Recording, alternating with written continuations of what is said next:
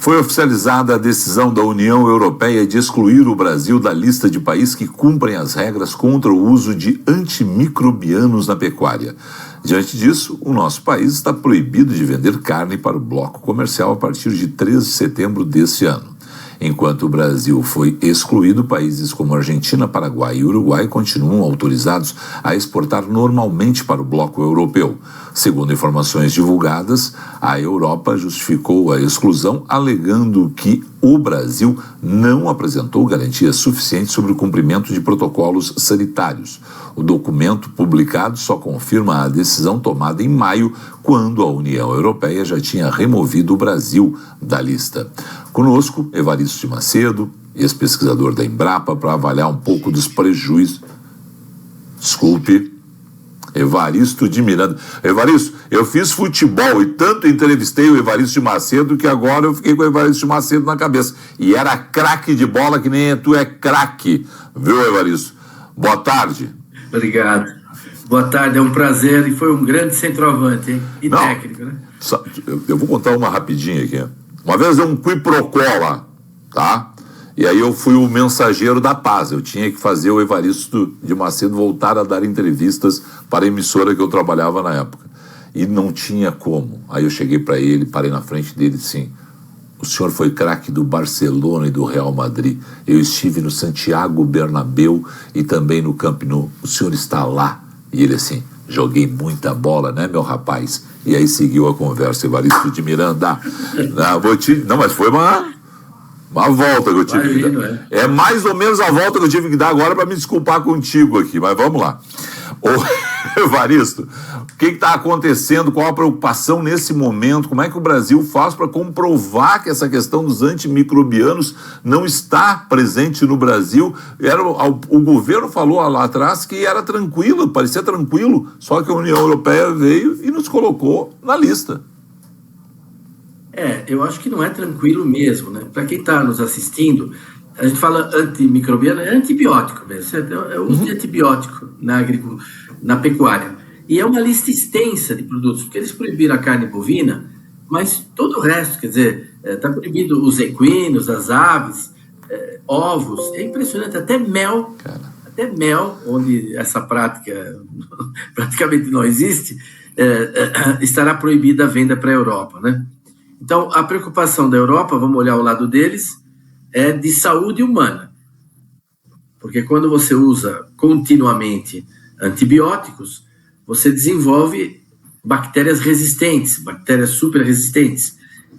E mesmo lá na Europa, todo ano morre muita gente, como no Brasil, com bactérias que os nossos antibióticos não dão conta. Elas se tornaram resistentes. Então, a gente tem que evitar mesmo o uso de antibióticos. Então, essa é a preocupação da Europa, a razão pela qual, né? Agora, o Paraguai, o Uruguai, a Argentina, eles estão autorizados a vender porque eles apresentaram os seus protocolos sanitários, quer dizer, como é que eles fazem a coisa. Para cada boi, desde que nasce, tem lá um brinco eletrônico. No Paraguai, no Uruguai, eles seguem toda a vida desse boi até o matadouro, enfim, e eles garantem que ele não consumiu antibiótico, né? Agora, esses protocolos que eles seguem, no Brasil é muito difícil, porque nós somos os maiores produtores bovinos do mundo, os maiores exportadores. O ano passado, para se ter uma ideia, resumindo, nós abatemos 40 milhões de bois. Então, a gente teria que, no caso da Europa, mais ou menos, assim, para 3 milhões de bois, um por um, você teria que dizer onde ele nasceu, como é que ele foi criado, e em que em nenhum momento ele usou antibiótico, a não ser um caso de uma enfermidade mesmo. Agora, o Brasil não consegue fazer isso. Vamos lá, é um rebanho imenso o brasileiro, mais de 200 milhões de cabeças, e aqui o nosso sistema de criação é diferente da Argentina, do Uruguai, do Paraguai. O bezerro nasce numa fazenda, depois ele cresce em outra, às vezes vai para outra fazenda ainda, termina num confinamento em outro lugar. Então, não é tudo no mesmo lugar, não é? País imenso. Então, para o Brasil vai ser difícil. O Brasil tentou uma coisa lá um pouco meia boca, dizendo o seguinte: não, os frigoríficos vão garantir que a carne que eles abateram ali, ele não consumiu antibiótico nos últimos meses, né? Então, as explicações que nós demos foram insuficientes para eles.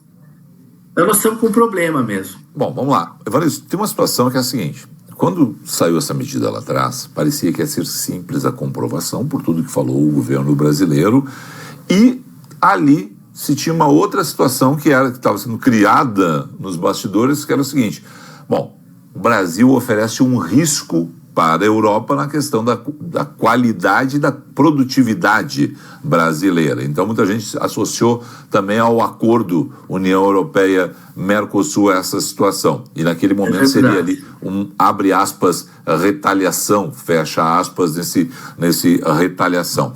Essa questão passa realmente por isso, ou é muito mais essa situação que você descreveu muito bem, para quem não acompanha o agro, né?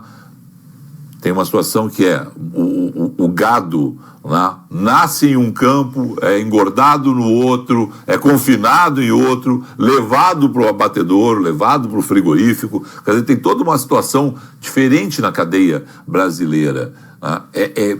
O que é disputa comercial União Europeia-Brasil e o medo deles, o temor deles, a partir do acordo União Europeia-Mercosul, e o que é realmente a situação sanitária dos antibióticos? Tem os dois pesos nisso?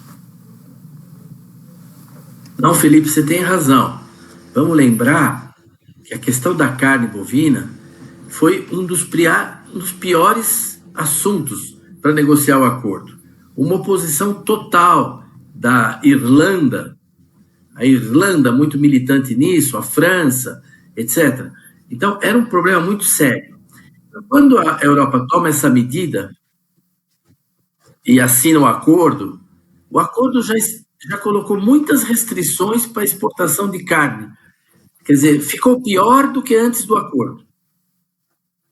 Quer dizer, 2025 foi muito mais simples para nós exportar carne para a Europa, ampliar, do que com o acordo. O acordo colocou um monte de restrições. Eu acho que você tem razão de dizer o seguinte, que a União Europeia está passando uma mensagem para os seus pecuaristas. Ele está dizendo aí, está vendo? A carne brasileira não vai ter livre acesso na Europa. Essa carne que é tão competitiva, que é tão difícil de disputar com eles, né? Com esse boi de pasto do Brasil, com genética, tecnologia, tudo, que eles não têm esse nível de competitividade. Mas passa essa mensagem interna. Olha só, não vai entrar mais nada, não é nem questão de acordo, é uma questão sanitária, né? Então, e nós temos uma complexidade grande, porque fazer a rastreabilidade de todo o rebanho bovino que vai para exportação é muito complexo para o Brasil fazer. É a mesma coisa, eu acho que nos frangos talvez a gente consiga avaliar, evoluir com uma outra situação. Os suínos, que talvez são os que mais usam antibiótico, etc., precisamos ver qual é a situação e quanto a gente consegue também. Acho que suínos e aves, talvez o Brasil consiga alguma coisa mais rapidamente. No caso dos bovinos, a situação acontecer, né? O governo dizendo que era tranquilo, que estava tudo fácil, que vai resolver logo. Quer dizer, essa mensagem não estava fácil. Os argentinos, os paraguaios, eles já comprovaram essa situação deles, alguns há 10 anos, né? Outros há 6 anos. Eles já trabalharam muito nisso. E nós não, nós soltamos um memorando ali, uma coisa. Quer dizer, a gente tratou isso de uma forma muito pífia, né? Talvez acreditando que eles precisariam, de qualquer forma, dessa carne. E sei lá, não sei o que, não posso dizer, né? Mas o fato é que agora nós estamos diante de um problema. Imagina resolver tudo da obra na palma da sua mão, sem perder tempo e com preço justo. Parece bom demais, né? Chegou o Perfeito. Evaristo, tem uma situação que é o seguinte: A União Europeia não é o nosso maior mercado. É bom a gente lembrar, a gente tem que ter, claro, sempre preocupação muito maior com China, com outros mercados, mas tem uma situação que é esse nível de qualidade cobrado pela União Europeia pode, na tua avaliação, de alguma forma fazer outros mercados se fecharem? Olha, os europeus estão fechando, em função disso, vamos nós colocar uma lupa também a respeito desse assunto. Essa situação pode criar um efeito dominó? Eu não acho, não creio.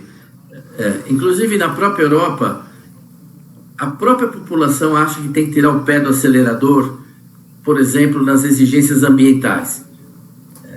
Nem exigir tanto dos agricultores europeus em matéria de meio ambiente e não exigir também dos outros, né, no mundo. Então, essa coisa, as exigências que eles estão colocando de meio ambiente para o Brasil, para outros produtos, né, de desmatamento, etc., ninguém acompanha eles nisso. Eu acho difícil isso se estender.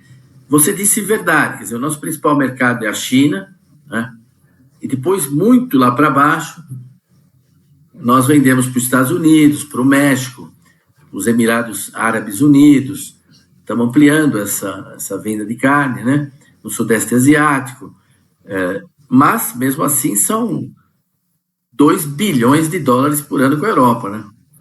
É um valor alto, né? É um valor alto. Evaristo, deixei de te perguntar alguma coisa que seja relevante nós pontuarmos para os nossos assinantes da Band News TV a respeito desse assunto, alguma preocupação. A gente tem que mudar o nosso comportamento, pelo jeito é uma das situações, né? A gente tem que se antecipar a essas questões. Mais alguma questão? Não, eu acho que nesse jogo nós temos um setor muito profissionalizado, tanto na produção como na comercialização. A ABIEC, que representa as indústrias exportadoras de carne, é muito profissionalizada, né? A BPA, que representa a exportação de frango, né? Carne de frango, também suína. Então, é o setor privado que, na primeiro tarifaço dos Estados Unidos, demonstrou ser muito mais efetivo que o governo. Ele negociou mais e melhor que o governo. Claro que tem que ir, se possível, todos juntos, né? Sim. Tem que trabalhar junto. Mas, assim, eu acredito que o setor privado vai produzir muita coisa, vai se mobilizar, mas, mesmo assim, não é simples, no caso dos bovinos, atender toda a complexidade dos protocolos exigidos de rastreabilidade por parte de Bruxelas, sobretudo na produção de carne bovina, né? Mas acho que o setor privado é quem vai ajudar nisso. Sim. As pessoas que estão nos escutando, é importante saber que a exportação de carne, a gente exporta 25% da carne bovina, 75% é churrasco no Brasil, 70%, né? No frango também, exporta 30 e poucos por cento, mas essa exportação é fundamental para baratear o preço no Brasil.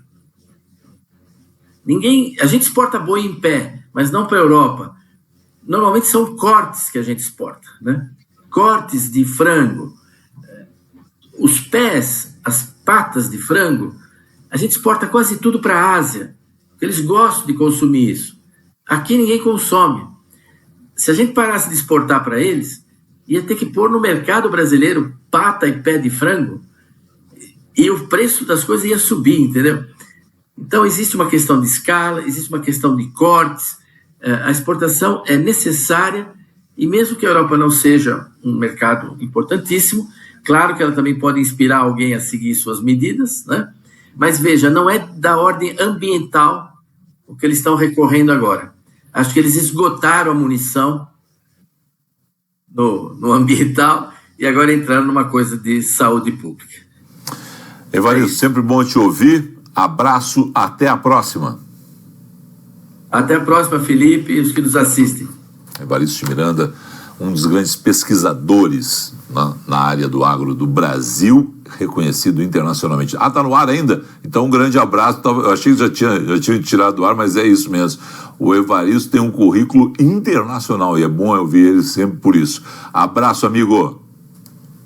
Um abração, Felipe, tudo de bom.